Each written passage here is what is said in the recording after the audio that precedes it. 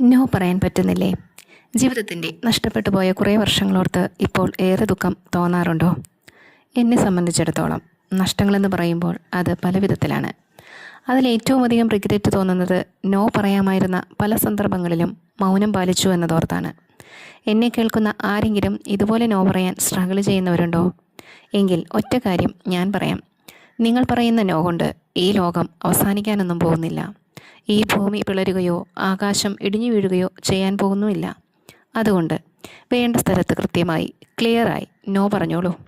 മനഃപൂർവ്വം മറ്റൊരാളെ ദ്രോഹിക്കാൻ വേണ്ടിയല്ല, നമുക്ക് നമ്മളായി തന്നെ എക്സിസ്റ്റ് ചെയ്യേണ്ടതായിട്ടുള്ളതുകൊണ്ടാണ്. നമ്മളെ തന്നെ നഷ്ടപ്പെടുത്തി നമ്മെ പരിഗണിക്കാത്ത, വാല്യൂ ചെയ്യാത്ത മറ്റൊരാളെ സംരക്ഷിക്കേണ്ട ആവശ്യമൊന്നുമില്ല കേട്ടോ.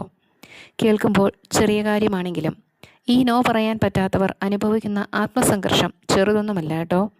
കുട്ടിക്കാലം മുതൽ അനുസരിച്ച് മാത്രം ജീവിച്ച് ശീലിച്ചവരിലാണ് ഈ ഒരു വീക്ക്നെസ് കണ്ടുവരുന്നതെന്ന് തോന്നുന്നു. സ്നേഹം കൊണ്ടുള്ള അനുസരണയാകാം, അതുമല്ലെങ്കിൽ പേടിപ്പെടുത്തുന്ന, ഭീഷണിപ്പെടുത്തുന്ന അന്തരീക്ഷത്തിൽ വളർന്നതുമൂലം എതിർത്ത് പറയാനുള്ള ധൈര്യം ഇല്ലാതായി അവസാനം പ്രതികരിക്കാൻ പോലും കഴിവില്ലാതെ ആയി പോകുന്നതാകാം.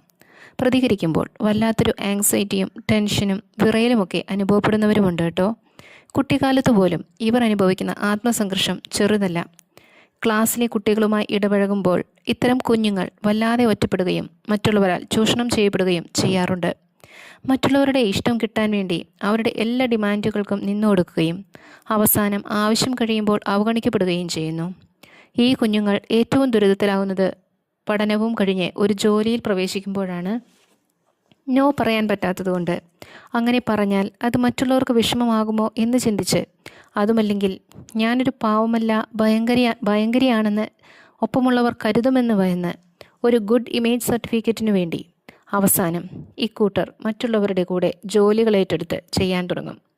മറ്റുള്ളവരുടെ ജോലികൾ തീർത്തു കൊടുത്ത് സ്വന്തമായി അസൈൻ ചെയ്യപ്പെട്ടതൊന്നും പൂർത്തിയാക്കാൻ കഴിയാതെ മേലധികാരികളുടെ വഴക്കും കേട്ട് തലയും കുനിച്ച് പലപ്പോഴും നിൽക്കേണ്ടി വരുന്നു. ഇതും കഴിഞ്ഞിട്ടും തൻ്റെ പരാജയ കാരണം എന്താണെന്ന് പോലും തിരിച്ചറിയാനാകാതെ ഒരു മാരേജ് ലൈഫിലേക്ക് പ്രവേശിക്കുന്നു. അവിടെയും സ്വന്തം അസ്തിത്വം മറന്ന് ആ കുടുംബത്തിലുള്ളവരെ സന്തോഷിപ്പിക്കാൻ വേണ്ടി സ്വയം ഇല്ലാതാകുന്നു. എന്നാൽ മറ്റുള്ളവരുടെ ഈ സന്തോഷങ്ങൾക്കൊന്നും അധികം ആയുസ്സില്ല എന്നതാണ് പരമമായ സത്യം. അപ്പോഴപ്പോഴത്തെ കാര്യങ്ങൾ കഴിയുന്നതോടെ കൂടെയുള്ളവർ അവരവരുടെ ലൈഫിൻ്റെ തിരക്കുകളിലേക്ക് മാറുകയും ഇവർ നിസ്സഹായരായി അവഗണിക്കപ്പെടുകയും ചെയ്യുന്നു. ഈ സർക്കിൾ ഇതിങ്ങനെ തുടർന്നുകൊണ്ടിരിക്കും.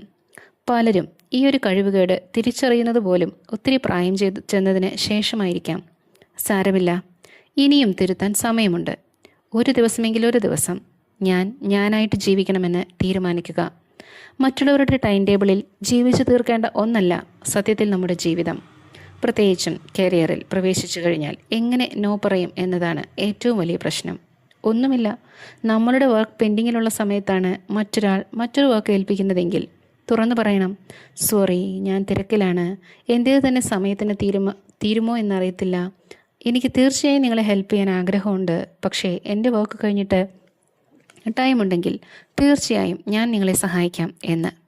പക്ഷേ തുടക്കത്തിലെ തന്നെ നമ്മൾ ഇറ്റ്സ് ഓക്കെ, ആരെയും മുഷിപ്പിക്കേണ്ട എന്ന് കരുതി അതെല്ലാം ഏറ്റെടുക്കുകയും ഓപ്പോസിറ്റ് നിൽക്കുന്ന വ്യക്തിക്ക് ഇയാളെ എങ്ങനെ വേണമെങ്കിലും യൂട്ടിലൈസ് ചെയ്യാം എന്ന മെസ്സേജ് കൊടുക്കുകയും ചെയ്യുന്നു. പിന്നീട് അങ്ങോട്ട് സഫർ ചെയ്യാൻ പോകുന്നത് നമ്മൾ തന്നെയാണ് എന്ന് ചുരുക്കം. കരിയർ മേഖലയിൽ മാത്രമല്ല കേട്ടോ, ചിലർ കണ്ടിട്ടുണ്ട് വളരെ അണ്ടർറേറ്റഡായ തമാശകൾ പറഞ്ഞ് വെറുപ്പിക്കുന്നത്. കേൾവിക്കാരായ നമുക്ക് അതൊരു ഫേഷ്യൽ എക്സ്പ്രഷനിൽ കൊണ്ട് തന്നെ സ്റ്റോപ്പ് ചെയ്യിപ്പിക്കാവുന്നതേ ഉള്ളൂ. അത് നമ്മുടെ ഡിഗ്നിറ്റി ഉയർത്തുക കൂടെയാണ് ചെയ്യുന്നത്. മറ്റുള്ളവരുടെ ഗുഡ് സർട്ടിഫിക്കറ്റ് കൊണ്ട് ആരെങ്കിലും എന്തെങ്കിലും ആയിത്തീർന്നു എന്ന് എനിക്ക് തോന്നുന്നില്ല. അപ്പോൾ നമ്മുടെ വീഡിയോ ഇവിടെ ചുരുക്കുകയാണ്. ഈ ഒരു കുറച്ച് സമയം കൊണ്ട് ലോകം മുഴുവൻ മാറ്റാം എന്നൊന്നും ഞാൻ ചിന്തിക്കുന്നില്ല. എങ്കിലും ഇത്തരം ദുരനുഭവങ്ങളിലൂടെ കടന്നു പോകുന്നവർക്ക് ഒരു ചെറിയ ആശ്വാസമെങ്കിലും കിട്ടട്ടെ. ഇത്തരം അനുഭവങ്ങൾ നിങ്ങൾക്ക് ഉണ്ടായിട്ടുണ്ടോ? കമൻറ്റ് ചെയ്യണേ. ഈ വീഡിയോ ഇഷ്ടമായാൽ സബ്സ്ക്രൈബ് ചെയ്യാനും ലൈക്ക് ചെയ്യാനും മറക്കല്ലേ. അപ്പോൾ വീണ്ടും സന്ധിക്കും വരേക്കും വണക്കം.